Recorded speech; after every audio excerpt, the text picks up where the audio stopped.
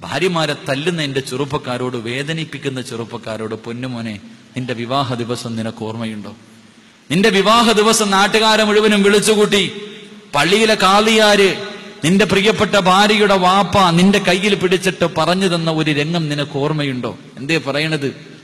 പള്ളിയിലെ ഖത്തീബ് ഉസ്താദ് പിടിച്ചിട്ട് വാപ്പയുടെയും ചെറുപ്പക്കാരന്റെ വിവാഹ പയ്യന്റെയും കയ്യിൽ ഇങ്ങനെ മുറുകെ പിടിച്ചിട്ട് പറഞ്ഞു തരും, ഉസവ്വിജുക അലാ മാ അമറല്ലാഹു തആലാ ബിഹി മിൻ ഇംസാകിൻ ബിമഅറൂഫിൻ ഔ തസ്രീഹിൻ ബിഇഹ്സാൻ. അതിന്റെ അർത്ഥം അറിഞ്ഞിരുന്നെങ്കിൽ ഒരിക്കലും ഈ പാവപ്പെട്ടവളെ നീ തല്ലൂല.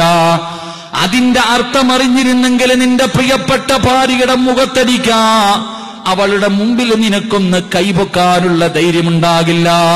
എന്തേ പറഞ്ഞു തരുന്നത്? നിന്റെ പ്രിയപ്പെട്ട ഭാര്യയുടെ വാപ്പ നിന്റെ കയ്യിൽ പിടിച്ചിട്ട് പറയുന്ന, പൊന്നുമോനെ, 18 കൊല്ലം ഈ പാവപ്പെട്ടവളെ ഞാൻ നല്ലപോലെ വളർത്തി. എന്നെ കൊണ്ട് കഴിയുന്ന രീതിയിൽ 18, 19, 20 വർഷക്കാലം പൊല്ലുപോലെ ഞാൻ ഈ പോളെ നോക്കിയടാ ചെറുപ്പക്കാരാ.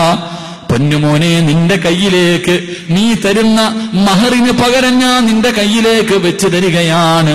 ചെറുപ്പക്കാരാ, എന്റെ പൊന്നുമോൾക്ക് എന്തെങ്കിലും തെറ്റ് വന്നു പോയാ, എന്റെ പൊന്നുമോൾക്ക് എന്തെങ്കിലും ഒരു ന്യൂനത വന്നു പോയാ, പൊന്നുമോനെ നീ ക്ഷമിക്കണേ, എന്നിട്ട് അവക്ക് നീ തിരുത്തി കൊടുക്കണേ.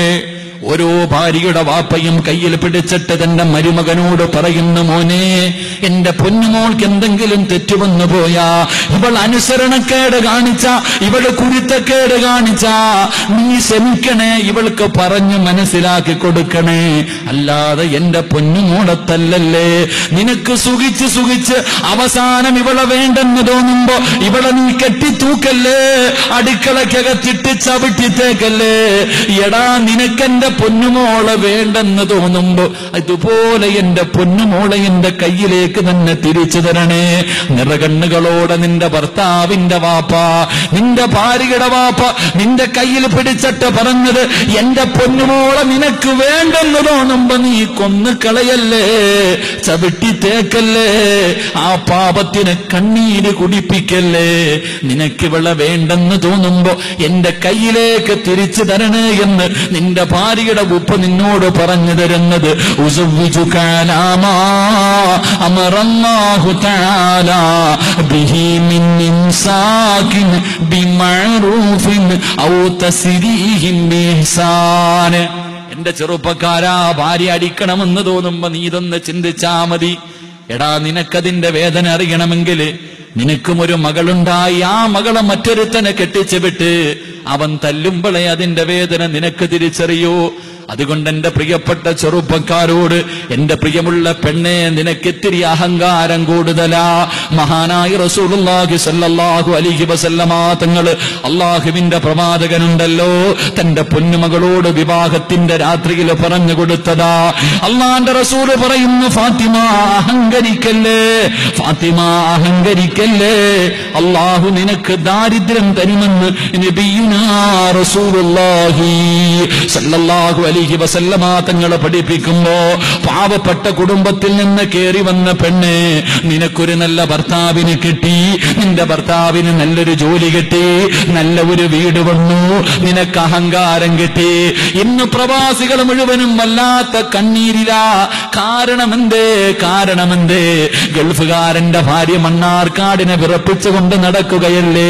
അവള് തറയിലല്ലോ, അവള് തറയിലല്ലോ.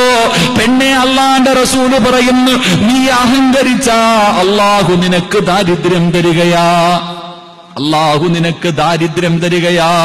എന്റെ പ്രിയപ്പെട്ട പെണ്ണെ, ഭർത്താവിന്റെ അനുവാദമില്ലാതെ നിന്റെ വീടിന്റെ വെളിയിലേക്ക് ഇറങ്ങില്ലേ.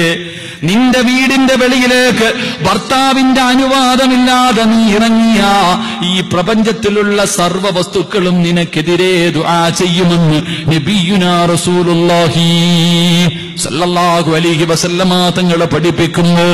എന്റെ പ്രിയപ്പെട്ട പെണ്ണുങ്ങളെ, സഹോദരിമാരെ, അഹങ്കാരം കുറയ്ക്കുമോളെ, അഹങ്കാരം കുറയ്ക്കുമോളെ. നിസ്കരിച്ചോ, ഖുർആൻ ഓതിക്കോ, ദിക്റുകൾ പറഞ്ഞോ, സലാത്തുകൾ പറഞ്ഞ് ഒരു മുസ്ലിം പെണ്ണിനെ പോലെ ജീവിക്ക്. ഇല്ലെങ്കിൽ അല്ലാഹ് നിനക്ക് താങ്ങാൻ കഴിയാത്ത വേദന തരും പൊന്നുമോളെ. ഗൾഫിൽ കിടക്കുന്ന ഭർത്താവ്